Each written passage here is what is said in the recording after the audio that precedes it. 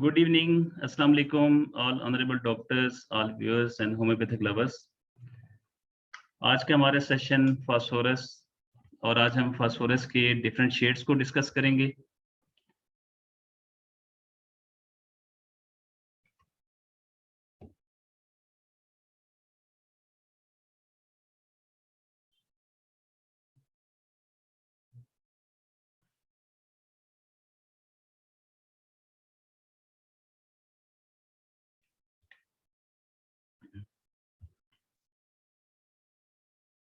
Phosphorus एक बहुत ही important medicine है और डिफरेंट डिजीज में इसको इस्तेमाल किया जा रहा होता है, लेकिन होम्योपैथी की खूबसूरती ये है कि जब आप राइट सिमिलम चूज करते हैं पेशेंट की सिम्टम, उसके स्टेट ऑफ माइंड को सामने रख के, तो वो पेशेंट एग्जैक्ट काम करती है, पेशेंट को मुकम्मल तौर पे क्योर करती है, उसको सेहतयाब करती है। तो हमने सिर्फ ये देखना होता है कि जो हमारी केस टेकिंग हो वो प्रॉपर केस टेकिंग हो, पेशेंट को हम समझें मुकम्मल तौर पे, उसे क्या क्या इश्यूज हैं, उन सब चीज़ों को सामने रखते हुए हम ये देखें कि पेशेंट की स्टेट ऑफ माइंड में क्या चेंज आया, या उसकी माइंड सिम्टम में क्या क्या चेंजेस आए, या उसके PKORS क्या है। तो आज हम डिस्कस करेंगे फास्फोरस, इसके डिफरेंट शेड्स को। फर्स्ट क्वेश्चन में मैं फास्फोरस का आपको थीम दूंगा और उसके बाद इसके हम इम्पोर्टेंट रूब्रिक्स को डिस्कस करेंगे। तो फास्फोरस के ये 6 शेड्स हैं।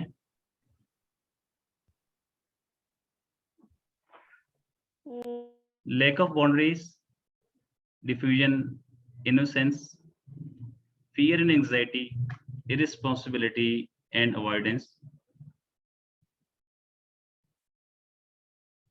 shining star, woolly thinking and confusion। ये इसके 6 शेड्स हैं फास्फोरस के।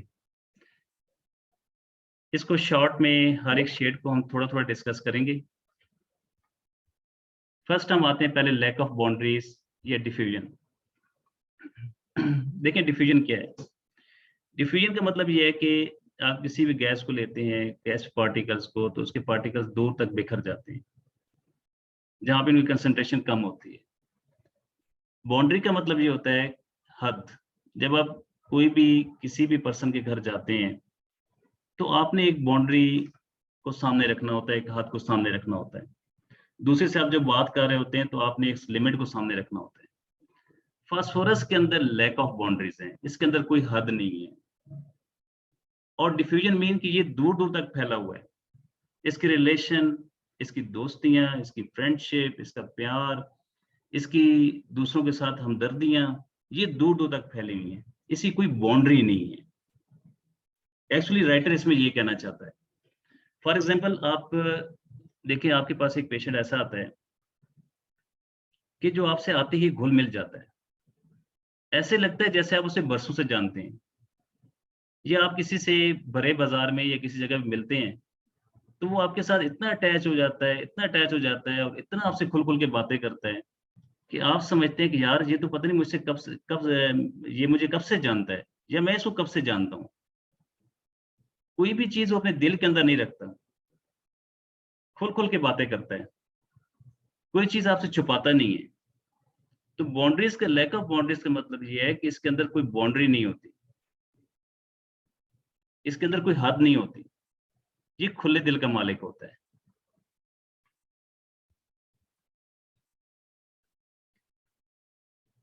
The essence running through phosphorus is lack of the personal boundaries, and it is this lack of boundary that account for both positive and the negative. Characteristic of phosphorus psyche: the vast majority of people develop in the childhood on the ego identity, which separate them from the rest of the world. इससे जो ego है वो शुरू से ही मिल जाती है। Phosphorus ego का बादशाह है, हाईली इगोइस्टिक। और सेकंड इसके अंदर लैक ऑफ बाउंड्रीज, ये इसका की नोट है, इसका थीम है फास्फोरस का। Phosphorus is the most innocent than any other remedy. कोई भी रेमेडी इतनी इनोसेंट नहीं है जितनी फास्फोरस है। और इसके साथ आपकी लेबोरेटरीज में, सिंथेसिस में, कंप्लीट में, बाकी जगह पे रूब्रिक अप्लाई होती है नेव। नेव वो बंदा होता है जो आसानी से आपकी बातों में आ जाता है, आपकी बातें मान लेता है, किसी किस्म की इंक्वायरी नहीं करता, क्योंकि ये ट्रांसपेरेंट होते हैं, जैसे अंदर होते हैं वैसे ही बाहर होते हैं। ट्रांसपेरेंट मीन कि जो कुछ इनके दिल में होता है वही वही सब कुछ आपके सामने खोल के रख देते हैं। ट्रांसपेरेंट का मतलब ये होता है। इसके बाद हम नेक्स्ट चलते हैं इररिस्पांसिबिलिटी एंड अवॉइडेंस। फास्फोरस रिस्पॉन्सिबल होता है, अपनी जिम्मेदारियों को पूरे तरीके से निभाता है, लेकिन साथ इसके अंदर इररिस्पांसिबिलिटी या अवॉइडेंस किस सेंस में आती है कि जब इसकी लाइफ में कुछ ऐसे प्रॉब्लम होते हैं तो फिर ये वहां पे रिस्पॉन्सिबिलिटी अवर्जन हो जाता है। पहले ये responsibility, taken the responsibility too seriously, और देन क्या होता है, रिस्पॉन्सिबिलिटी अवर्जन। अब इन दोनों के साथ हम इसको रिलेट करते हैं एस्केपिज्म। एस्केपिज्म एस्केप से निकला है, मीन कि जब इसके ऊपर कोई ऐसी सिचुएशन आ जाती है, कोई ऐसी रियलिटी आ जाती है, कोई ऐसे सर्कमस्टांसेस आ जाते हैं, तो ये आराम से वहां से निकल जाता है। जैसे लाइकोपोडियम करता है या सल्फर करता है। लाइकोपोडियम इसलिए कि वो कोऑर्डिनेट्स होता है to express the opinion of others, उसका करेक्टर वीक होता है, वो अपने आप को एक्सप्रेस नहीं करता, इसलिए वो वहां से निकल जाता है। सल्फर जो होता है वो उसको उसकी मैं मार जाती है कि ये लोगों के सामने मेरा सब कुछ पोल खुल जाएगा, इसलिए वो वहां से निकल जाता है। तो फास्फोरस भी उस रियलिटी से, उस जगह से निकल जाता है जब इसके ऊपर कोई ऐसी सिचुएशन आती है। अब escapism mean habitual diversion of mind to purely imaginative activity or entertainment as an escape from the reality of the routine। लेकिन डाइवर्शन लाजमी नहीं होता है कि वहां जगह से जाए, बल्कि अपने आप को डाइवर्ट। जैसे पेशेंट कहता है कि डॉक्टर मुझे जब गुस्सा आता है तो मैं उस जगह से बाहर चला जाता हूँ, उस जगह से हट जाता हूँ। इसका मतलब ये है कि वो इस एनवायरनमेंट से एस्केप हो गया, उस एनवायरनमेंट से निकल गया, अपने आप को उसने डाइवर्ट कर दिया। और कुछ लोग डाइवर्शन किस फॉर्म में करते हैं, आपने कुछ लोगों को सुना होगा जी, अच्छा जब मैं टेंस होता हूँ, मैं परेशान होता हूँ, मुझे किसी किस्म की एंग्जाइटी होती है, तो मैं बुक रीड करना शुरू कर देता हूँ, मैं गेम खेलना शुरू कर देता हूँ, मैं टीवी देखना शुरू कर देता हूँ। इसका मतलब ये होता है कि वो उस रियलिटी से हट रहे होते हैं, रियलिटी से निकल रहे होते हैं, किसी दूसरी स्टेट में जा रहे होते हैं। फास्फोरस को शाइनिंग स्टार कहा जाता है। देखिए, शाइनिंग स्टार मीन कि इनके अंदर हाई मेटाबॉलिक रेट होता है, बहुत तेजी से बर्न करते हैं, बहुत तेजी से जलते हैं। आपने ये फायर क्रैक देखे होंगे और उनको फटते हुए देखा होगा कि जब उसको जैसी आग देते हैं तो वो यूं ऊपर जाता है हाइट पे, और जाके फिर वो बर्स्ट करता है, और बहुत खूबसूरत सा एक मंजर आपके सामने वो पेश करता है। ठीक है, तो इस मीन की उसकी जो शुरू में ब्राइटनेस थी, वो फिर ब्राइटनेस पूरी जगह पे फैल जाती है। अब इसकी शाइनिंग क्या है, इसकी शाइनिंग इसकी मुस्कुराहट है, इसकी शाइनिंग इसके लोगों के साथ रिलेशन है, लोगों के साथ मेल जोल है। ये बहुत जल्दी लोगों में घुल मिल जाता है, जहां पे भी आता है वहां पे एक बड़ा जबरदस्त सा सीन क्रिएट कर देता है, वहां पे हंसी मजाक शुरू कर देता है। ठीक है, आपने अक्सर देखा होगा लोग बड़े परेशान से बैठे होते हैं और उसमें कोई ऐसा एक पर्सन आ जाता है जो सारे लोगों को हंसा हंसा के ना उनको एंजॉय करवाता है, ऐसे ऐसे लतीफे, ऐसे ऐसे जोक सुनाते हैं और लोगों के अंदर हंसियां खुशियां बखेर के चला जाता है।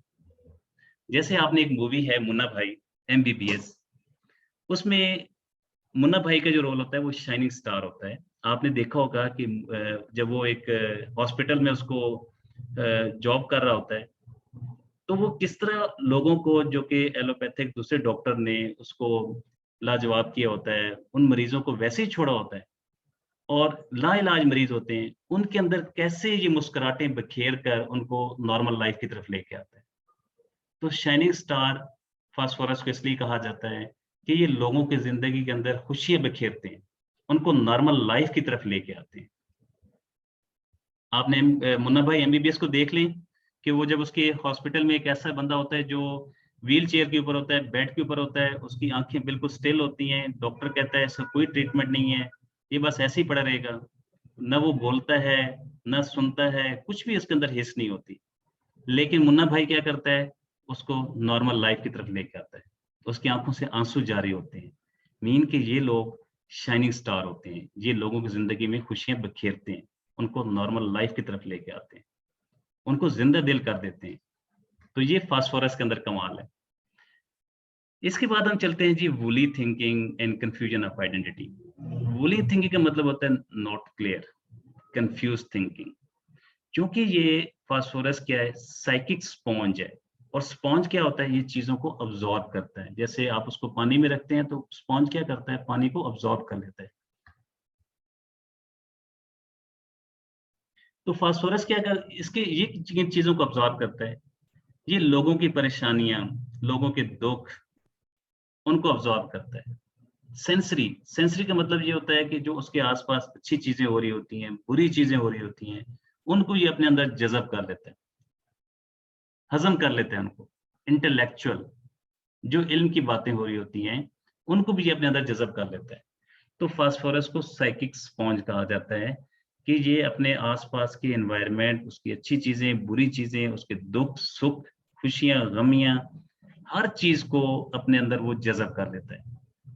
अब यहाँ जब ये जज़ब करता है तो उसके बाद क्या होता है इसके अंदर, फिर ये वूली थिंकिंग में चला जाता है, मीन के कंफ्यूज हो जाता है, इसके अंदर कंफ्यूजन ऑफ आइडेंटिटी आ जाती है, इसके अंदर पर्सनैलिटी डिसऑर्डर आ जाते हैं, उसके बाद एरर्स ऑफ पर्सनैलिटी आ जाते हैं, इसको समझ नहीं आती मैं क्या करूं।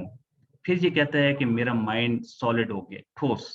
सॉलिड का मतलब ये है कि जब उसके अंदर इमोशंस, उसके अंदर थिंकिंग, ये चीजें खत्म हो जाएं। फिर एंड पे ये इस तरह कहता है कि मेरा माइंड बिल्कुल सॉलिड हो गया, फिक्स हो गया। तो ये थे इसके डिफरेंट शेड्स। अब हम चलते हैं डेली रूब्रिक की तरफ, जो नॉर्मली पेशेंट के साथ हमें वास्ता पड़ता है। हम किस तरह पेशेंट को कैच कर सकते हैं आसानी से अपने क्लिनिक में, उसकी किन बातों से हम पेशेंट को आसानी से कैच कर सकते हैं। अब सबसे फर्स्ट रूब्रिक है एफेबिलिटी। एफेबिलिटी का मतलब होता है इजी टू टॉक। अब ये ऑब्जर्वेशनल रूब्रिक है, ठीक है, आपको पेशेंट से नहीं पता चलेगा कि ये एफेबिलिटी है। एफेबिलिटी को आप ऐसे देख सकते हैं, आपने देखा होगा कि गैदरिंग में अगर लोग खड़े होते हैं तो जाहिर है किसी जगह किसी का वेट कर रहे होते हैं, हर बंदा अपने अपने थॉट्स में, कहीं अपनी अपनी सोचों में गुम होता है। उनमें से कुछ ऐसे लोग भी होते हैं जो अच्छा आपसे पूछते हैं, अच्छा आप कहाँ से आए हैं, आप किधर से बिलोंग करते हैं, आपकी क्वालिफिकेशन क्या है, आपसे वो इंक्वायर करना शुरू कर देते हैं, आपके अंदर वो घुलना मिलना शुरू हो जाते हैं। तो एफेबिलिटी मतलब होता है इजी टू टॉक। अब उसको आप क्लिनिक में कैसे ऑब्जर्व कर सकते हैं। क्लिनिक में ऑब्जर्व करने के लिए ये है कि पेशेंट आपके जब चैम्बर में होगा और आपके बाहर पेशेंट वेटिंग एरिया में बैठे होंगे, वो हर एक से पूछ रहा होगा, अच्छा आप कहाँ से आए हैं, आपको क्या मसला है, और कितने डॉक्टर्स को आपने चेक करवाया, और उनके साथ वो गप्पे शप्पे लगाना शुरू कर देगा। तो ये ऑब्जर्वेशन रूब्रिक है एफेबिलिटी। उसके बाद नेक्स्ट हम चलते हैं अफेक्शन, यर्निंग फॉर अफेक्शन, प्यार के बदले प्यार, इसको प्यार की तलाश होती है, इसको प्यार चाहिए होता है। जिसको काइंडली म्यूट कर लें।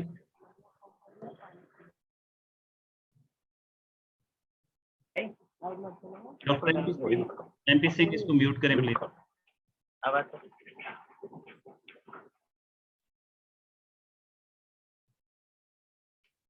तो इसके बाद आता है अफेक्शन, यर्निंग फॉर अफेक्शन, इसको प्यार चाहिए होता है, लोगों से खुशियां चाहिए होती हैं, लोगों का खुलूस चाहिए होता है। Affectionate, kisses and caresses children. Affectionate mean loving, love करना, प्यार करना, लविंग नेचर होती है। जैसे आप कुछ बच्चों को देखते हैं या कुछ लोगों को देखते हैं, वो छोटे बच्चों को प्यार कर रहे होते हैं। अच्छा कोई आदमी रोड क्रॉस कर रहा है, उसको रोड क्रॉस करके उसमें हेल्प कर रहे होते हैं। अच्छा कोई आदमी, किसी कोई चीज गिर गई है, वो उसको उठा के दे रहे होते हैं, दूसरों को बड़े प्यार से पेश हो रहे होते हैं। अब फास्फोरस अफेक्शनेट है, किसेस एंड कैरेस चिल्ड्रन।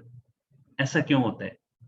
क्योंकि फास्फोरस नेचर लविंग है, इसे नेचर से प्यार है। और नेचर मीन वो चीजें जिनके अंदर बनावट नहीं होती, जिनके अंदर आर्टिफिशियल कोई चीज नहीं होती, बल्कि रियलिटी होती है। वो कहते हैं ना बच्चे मन के सच्चे, तो ऐसे बच्चों से इसलिए प्यार होता है कि वो मन के सच्चे होते हैं। उनके दिल में कोई झूठ नहीं होता, इसलिए ये बच्चों से प्यार करता है। Affectionate, return affection. अब यहाँ पे आता है प्यार के बदले प्यार। अब इसको आप कैसे पकड़ सकते हैं? ये अमूमन आप बच्चों में इस रुब्रिक को अप्लाई कर सकते हैं, या फीमेल में भी अप्लाई कर सकते हैं। बच्चों में इस सेंस में, अच्छा आपकी क्लास में कितने फ्रेंड्स हैं आपके? तो बच्चा कहेगा जी मेरे 3 फ्रेंड हैं, 4 हैं। क्यों? बाकी क्लास क्यों नहीं है? ये 3-4 आपको क्यों अच्छे लगते हैं? कहते हैं वो मुझे इसलिए अच्छे लगते हैं कि वो मेरा ख्याल रखते हैं तो मैं उनका ख्याल रखता हूँ। वो मुझे चीज़ें शेयर करते हैं तो मैं भी उनके साथ चीज़ें शेयर करता हूँ। तो यहाँ पे आता है अफेक्शनेट रिटर्न अफेक्शन। हमेशा याद रखें कि फास्फोरस के अंदर डिफ्यूजन है। फास्फोरस की फ्रेंड लिस्ट हमेशा भरी पड़ी होगी, फर्दर नो एंट्री नहीं होगी। अगर वहां पे 4000 लोग उसके या 5000 उसके लोग उसके फ्रेंड्स हैं, तो इसके पूरे 5 के 5000 वहां पे फिल होंगे। ये इसकी डिफ्यूजन है। इसका जो लोगों के साथ मेल है, इंटरेक्शन है, ये इतना ज्यादा है। इसके बाद हम चलते हैं एलिमेंट्स फ्रॉम म्यूजिक। इसको जो प्रॉब्लम शुरू होता है वो म्यूजिक से शुरू होता है। Music mean pleasant, something which is pleasant to others. जो आपको प्लेजेंट होता है, खुशगवार होता है, आपको सुकून देता है। अब इसको उस चीज से प्रॉब्लम शुरू हो जाता है। इसके बाद चलते हैं नेक्स्ट जी, amusement desire for toy shops wants to go. ठीक है बच्चे, ये इसमें सिंगल फास्फोरस पड़ी हुई है, और इसमें आप बच्चों से पूछ सकते हैं अच्छा अब क्या अच्छा लगता है आपको? कहता है जी, या उसके पेरेंट्स कहेंगे कि डॉक्टर ये तो सिर्फ खिलौनों की शॉप में जाता है और कहीं जाता ही नहीं है। अगर इसको हम कहें कि बाहर लेके चलें, हाँ जी चलें, कहाँ जाना है? खिलौनों की दुकान पे। तो फास्फोर इसमें सिंगल फास्फोरस पड़ी हुई है। Amusement desire for toy shops want to go, single phosphorus. अच्छा उसके बाद आगे हम पेशेंट को कैसे कैच कर सकते हैं? Anger appease easily. गुस्सा आता है, यस गुस्सा आता है। क्या करते हैं गुस्से में? गुस्सा पी जाता हूँ, सिंगल फास्फोरस पड़ी हुई है। इसके बाद आगे नेक्स्ट आता है anger sudden, ceasing suddenly end. कहता है मुझे बहुत जोर का गुस्सा आता है डॉक्टर, अचानक आता है और बहुत जोर का आता है, और अचानक खत्म भी हो जाता है। इसमें भी सिंगल फास्फोरस पड़ी हुई है। इसके बाद एक और एंगर की रूब्रिक है, anger vex other incline to. गुस्सा आता है, फिर क्या करते हो? दूसरों पे निकाल देता हूँ, घर वालों पे निकाल देता हूँ। तो इसकी रूब्रिक आती है anger vex other incline to. इसके बाद हम चलते हैं आगे नेक्स्ट। इसमें कुछ फास्फोरस के anxiety conscious, anxiety of no rest night और डे प्रिवेंट्स लाइंग डाउन। देखें कॉन्शियस क्या है? कॉन्शियस का मतलब ये होता है कि जब आपको अच्छे बुरे की तमीज हो, जब आपको अच्छे और बुरे का पता हो, ये कॉन्शियस होता है। कॉन्शियस इसे, चूंकि इसकी जो रिस्पॉन्सिबिलिटी होती है, ये बहुत रिस्पॉन्सिबल होता है। इसे पता है कि मैंने लोगों के साथ लोगों की अच्छाई करनी है, लोगों की खिदमत करनी है, लोगों का ख्याल रखना है। अब जब वो उससे जरा सा उसको क्या आता है कि यार वो फलां बीमार है, फलां के साथ ये मसला है, तो फिर इसको एंग्जाइटी शुरू हो जाती है। कहता है ये तो बात अच्छी नहीं है ना कि मैं जहाँ पे आराम कर रहा हूँ और उसको वहां पे तकलीफ हो रही हो, ये अच्छी बात तो नहीं है ना। इसलिए इसको दिन रात इसको आराम नहीं आता, इसको लेटना नसीब नहीं होता, ये लेटता नहीं है। अच्छा फिर अगले नेक्स्ट एक रूब्रिक आती है एंग्जाइटी फॉलोड बाय इंडिफरेंस। अब ये किस सेंस में आता है एंग्जाइटी फॉलोड बाय इंडिफरेंस? इसमें भी सिंगल मेडिसिन पड़ी हुई है, anxiety followed by the indifference. अब इंडिफरेंस मीन लापरवाह, कोई परवाह ना करना, कोई इंटरेस्ट ना लेना, एंग्जाइटी। कहता है जी मुझे बहुत टेंशन होती है, परेशानी होती है। तो आप पूछते हैं अच्छा आपने फिर ठीक करने के लिए क्या किया इसको? कहते डॉक्टर कुछ भी नहीं किया। जब वो पेशेंट ऐसा वर्जन आपको देगा, तो आप वहां पे आपकी रूब्रिक अप्लाई होगी एंग्जाइटी फॉलोड बाय इंडिफरेंस। इसमें सिंगल फास्फोरस पड़ी हुई है। इसी तरह से कुछ और रूब्रिक्स हैं, जैसे एंग्जाइटी हर्ट अबाउट है, anxiety lying side on the left side, anxiety lying side on. Patient कहता है डॉक्टर मैं सीधा नहीं लेट सकता, मैं करवट लेके सोता हूँ। तो या पेशेंट ऐसे कहता है कि डॉक्टर जब भी मैं करवट लेता हूँ तो मुझे प्रॉब्लम होती है, लेफ्ट साइड में मुझे प्रॉब्लम होती है। तो इसमें ये रिलेटेड इसकी रूब्रिक्स हैं, डायरेक्ट रूब्रिक्स हैं, anxiety lying side on left, anxiety lying side on. इसके बाद नेक्स्ट आता है एंजाइटी वार्मथ एमुलेशन। हमेशा वार्मथ क्या है? गर्म जोशी, प्यार, मोहब्बत, सुकून। कहता है कि जब मैं बहुत परेशान होता हूँ तो अगर मेरे साथ कोई प्यार के दो बोल बोल दे, मुझे अपनी गर्म जोशी कोई दिखाए, मुझे कोई अपने आप से कैरिस कर दे, क्योंकि ये कैरिस डिजायर टू कैरिस भी है कि जब कैरिस करता है, मुझे कोई अच्छे दो बोल बोलता है, मैं ठीक हो जाता हूँ, मेरी एंजाइटी खत्म हो जाती है। इसमें भी सिंगल फास्फोरस पड़ी हुई है। फिर फास्फोरस को हम किस तरह देख सकते हैं? पेशेंट कहता है clinging grasp at the others. Cling का मतलब होता है कि ये डॉक्टर के साथ चिमट जाता है। चिमटतेगा कैसे? एक तो ये है कि डॉक्टर के जो टेबल है उसके ऊपर ये हाथ रख के ऐसे बैठेगा, डॉक्टर के नजदीक अपनी चेयर रख लेगा। क्लिंगिंग ग्रेस्प इस सेंस में आता है। फिर इस सेंस में भी आता है कि अगर वो छोटा है तो डॉक्टर को कहेगा अंकल या भाई कहेगा, जब बड़ा है तो वो डॉक्टर को बेटा कहेगा, ठीक है, या उसको और किसी रिलेशन में बना देगा, भाई बना देगा, बेटा बना लेगा, बहन बना लेगा, बेटी बना लेगा। तो ये इस तरह फास्फोरस का पेशेंट डॉक्टर के साथ अटैच हो जाता है, डॉक्टर के साथ क्लिंग करता है। फिर इसी तरह आप इसको एक और सेंस में भी आप इसको जज कर सकते हैं कि आपने इसकी मेडिसिन डिसाइड कर ली और आपने कहा कि आप ये मेडिसिन आपकी ये बन गई, उसके बावजूद भी वो वहां से नहीं उठता, आपके साथ बैठा ही रहता है। आप कहते हैं आपकी मेडिसिन बन गई है, आप जा सकते हैं। नो नहीं डॉक्टर, कोई बात नहीं, आपके साथ थोड़ी सी और गपशप लगा लेता हूँ, आपके साथ कुछ और बातें कर लेता हूँ। ये पेशेंट जाता ही नहीं है, बैठा रहता है डॉक्टर के पास। तो इसमें क्लिंगिंग ग्रेस्प एट अदर्स, ये 3-4 वर्जन है जहां पे आप इसको इस रूब्रिक को अप्लाई कर सकते हैं। इसमें लिमिटेड मेडिसिन है इसके अंदर भी। अच्छा, इसके बाद company desire for emulation in company. Patient कहता है कि डॉक्टर मैं जब भी लोगों में होता हूँ ना तो मैं खुश रहता हूँ, मैं ठीक रहता हूँ। अब इतने से वर्जन पे रूब्रिक अप्लाई होगी, company desire for emulation in the company. जब पेशेंट आपको ये वर्जन देता है तो आपके लिए ये रूब्रिक वहां पे अप्लाई होगी। इसी तरह हम आगे आगे चलेंगे। Curious training of physician wants to know. Doctor आपकी एजुकेशन क्या है, आपने कहाँ से ये डिग्री हासिल की, आपने कितने पेशेंट्स को ठीक किया, आपका रिजल्ट कैसा रहा। फिर वो आपके क्लिनिक में मौजूद जो सर्टिफिकेट्स हैं उनको देखेगा कि वाकई डॉक्टर ने किया ये डिग्री जो उसने ली है वाकई ऐसा है कि नहीं, वाकई ये इस कैलिबर का डॉक्टर है कि नहीं। इसी तरह आपसे पूछेगा डॉक्टर आपने कितने पेशेंट इस बीमारी के ठीक किए हैं। जैसे अगर मुझे शुगर है तो आपने शुगर के कितने मरीज ठीक किए हैं, उनका रिजल्ट कैसा रहा, आपके पास उनका डाटा मौजूद है कि नहीं। तो ये सारे वर्जन आते हैं curious training of physician wants to know the.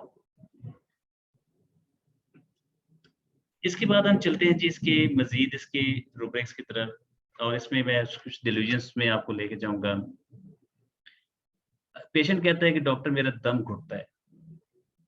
Delusion choke from being choke by, choked. ठीक है, चौक का मतलब होता है दम घुटना। डॉक्टर मेरा दम घुटता है, डॉक्टर मेरा दम घुटने वाला है। तो choked he is about to be. Similarly एक पेशेंट कहता है कि डॉक्टर मेरा दिन ब दिन बिजनेस ऊपर जा रहा है, मेरी दिन ब दिन प्रमोशन हो रही है, मैं ऊपर जा रहा हूँ।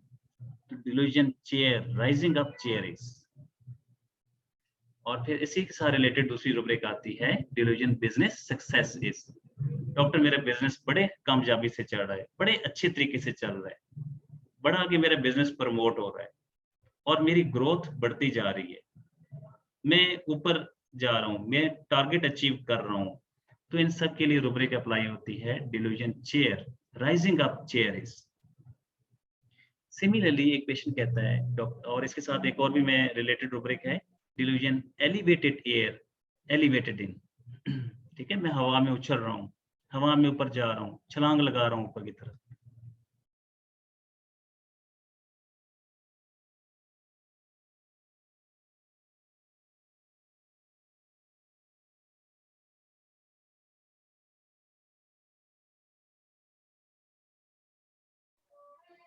सर आपकी आवाज नहीं आ रही है। ओके, तो delusion distinguish he is. Sorry, अच्छा, delusion distinguish he is. Patient कहता है कि डॉक्टर मैं अपने इलाके का, अपनी फैमिली का वाहिद बंदा हूँ जो इस सीट पर पहुंचा हूँ। आज तक मेरे इलाके में से कोई भी इस सीट पे नहीं पहुंचा। डॉक्टर मैं बड़ी तेजी से मैंने प्रमोशन ली, हालांकि लोग इतनी एज में जाके लेते हैं और मैं यंग एज में मैं इस सीट पे पहुंच गया हूँ।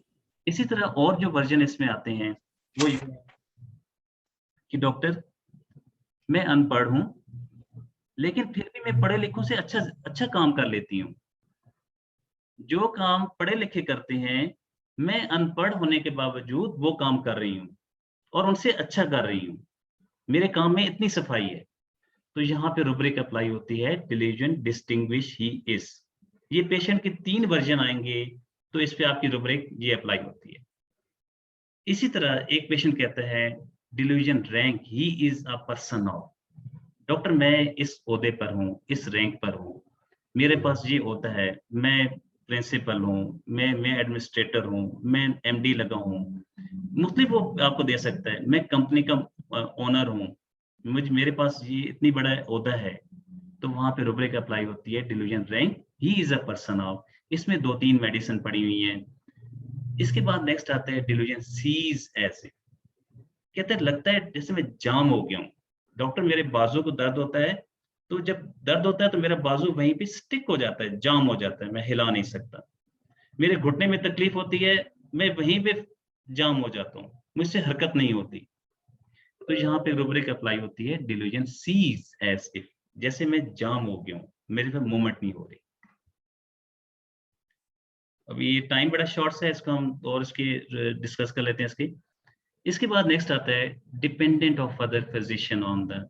जब एंड पे आप पेशेंट से पूछते हैं अच्छा आप क्या चाहते हैं, कहते हैं डॉक्टर मैं आपके पास आ गया, अब आप जाने और आपका काम जाने। जैसे आप कहेंगे मैं वैसे ही करूंगा, जो परहेज आप बताएंगे मैं वैसे ही करूंगा। अब आपकी मर्जी कि आप मुझे दवाई 1 दिन की देते हैं, 1 हफ्ते की देते हैं, 15 दिन की देते हैं या 20 दिन की। ये सारा कुछ अब आपके ऊपर डिपेंड कर रहा है।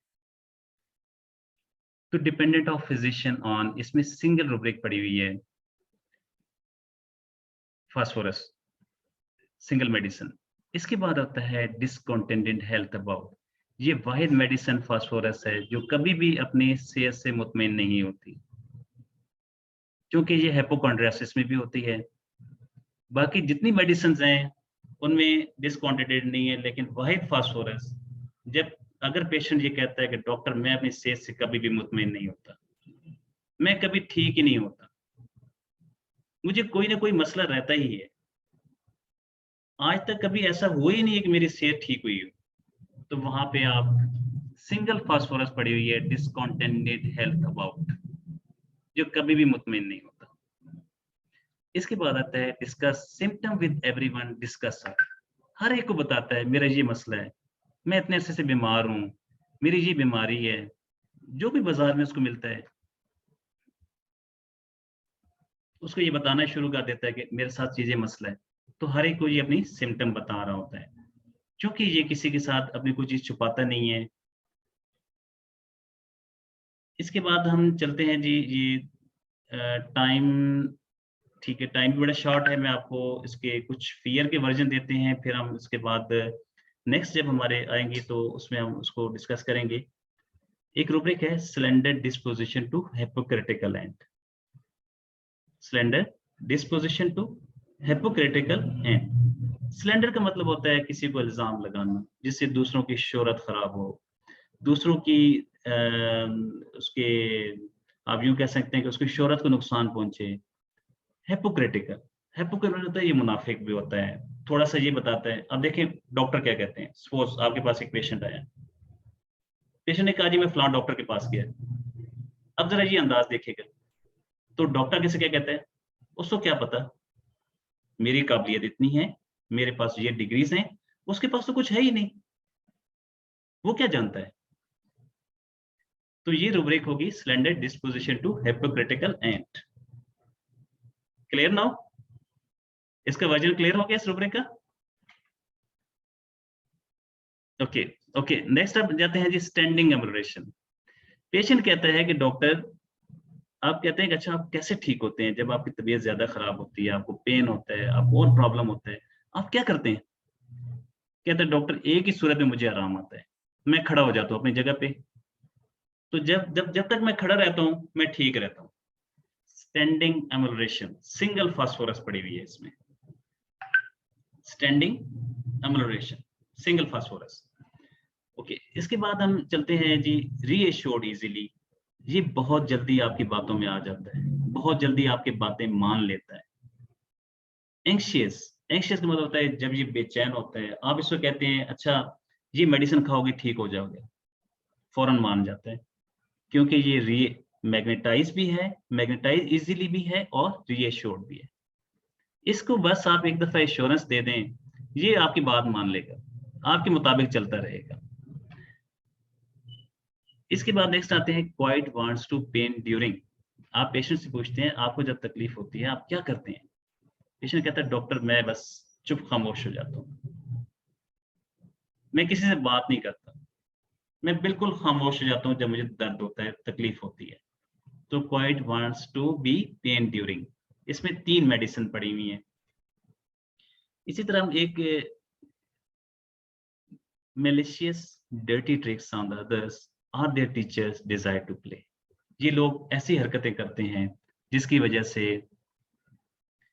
इनके अंदर कीना हसद नजर आता है। जैसे आप बच्चों को देख लें कि बच्चे क्या करते हैं जी, आदमी जा रहे हैं ऊपर से वो पानी, लोगों से गली से जो लोग गुजर रहे होंगे उनके ऊपर पानी फेंक देंगे, या टीचर पढ़ा रहे हैं तो पीछे से चाक फेंक देंगे। तो इसके लिए रुब्रिक अप्लाई होती है malicious dirty tricks on others on their teachers desire to play। Okay, thank you very much. ये आज का हमारा सेशन था, इसमें बहुत सारी और चीजें भी हैं, इसको हम एक सेशन में कंटिन्यू नहीं कंप्लीट नहीं कर सकते, तो नेक्स्ट सेशन में इसको हम कंप्लीट करेंगे। Thank you very much.